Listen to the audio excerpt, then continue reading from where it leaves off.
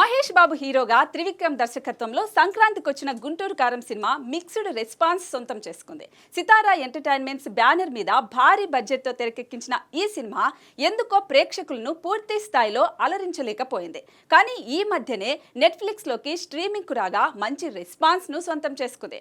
అయితే ఇక్కడ చెప్పుకోవాల్సింది ఏంటంటే ఈ సినిమాకు సంబంధించిన 7వ పాట త్వరలోనే రిలీజ్ చేయబోతున్నట్లుగా అధికారిక ప్రకటన వచ్చింది. థియేటర్ రన్ క్లోజ్ అయి ఓటీటీలో స్ట్రీమింగ్ అవుతున్న సినిమా నుంచి ఇప్పుడు సాంగ్ రిలీజ్ కావడం కాస్త విశేషమే. బహుశా టాలీవుడ్లో ఇలా సినిమా రిలీజ్ అయిన అనంతరం పాట రిలీజ్ కావడం ఇదే మొదటిసారి కావచ్చని అంటున్నారు. ఈ శుక్రవారం గుంటూరు కారం 7వ లిరికల్ సాంగ్ వస్తుందంటూ స్వయంగా తమను ప్రకటించాడు.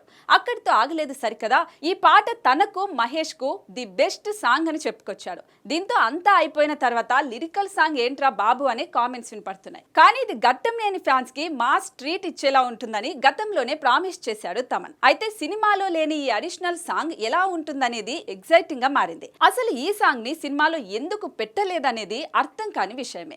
ఏదేమైనా మహేష్ ఫ్యాన్స్ కు కిక్ ఇవ్వడానికి మరో మాస్ బీట్ వస్తుందనే చెప్పాలి.